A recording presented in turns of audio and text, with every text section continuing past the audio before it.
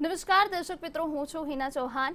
મુખ્ય સમાચાર પર આગળ વધતા પહેલા અહીંયા મહત્વના સમાચાર પ્રાપ્ત થઈ રહ્યા છે। મહત્વના સમાચાર અહીંયા પ્રાપ્ત થઈ રહ્યા છે લોકસભા ચૂંટણીને લઈને કે ધોળકા વિધાનસભાની વિવાદિત ચૂંટણીનો અહીંયા સમગ્ર મામલો સામે આવ્યો છે, જેમાં ભૂપેન્દ્રસિંહ ચુડાસમાની ઇલેક્શન પિટિશન પર સુનાવણી થઈ।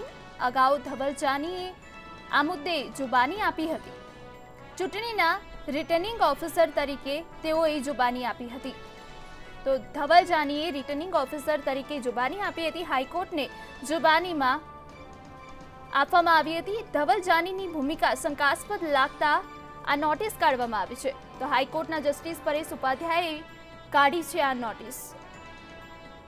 गुजरात हाईकोर्टे धवल जानीने बनाव्यो पक्षकार।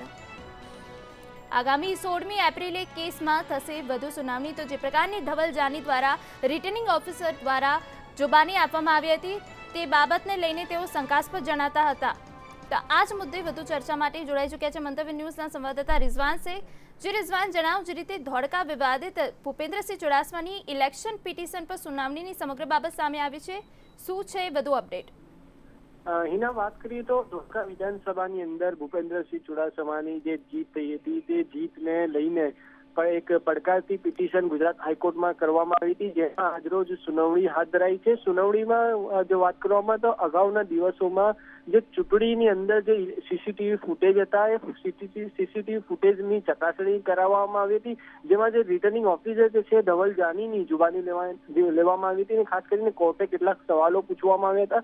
એ સવાલોના જવાબ ધવલ જાનીએ અયોગ્ય રીતે આપતા તેમની આ જે જવાબની જે પ્રક્રિયા છે શંકાસ્પદ રીતે કોર્ટને દેખાતા કોર્ટે તેમને અત્યારે પક્ષકાર તરીકે કેસ સાથે જોડી દીધા છે। એટલે કહી શકાય કે રિટર્નિંગ ઓફિસરની મુશ્કેલીમાં વધારો થયો છે। ચૂંટણી પંચને આ બાબતને લઈને ટકોર પણ કરી છે અને આગામી સુનાવણી 16મી એપ્રિલના રોજ કોર્ટે હુકમ જાહેર કર્યો છે કે રિટર્નિંગ ઓફિસર ધવલ જાનીએ પોતાનો જવાબ રજૂ કરવાનો રહેશે। હિના, જે રિઝવાન, જો વધુમાં વાત કરવામાં આવે તો ધવલ જાનીની સમગ્ર ભૂમિકા શંકાસ્પદ લાગી હતી, શું છે આમાં સમગ્ર બાબત?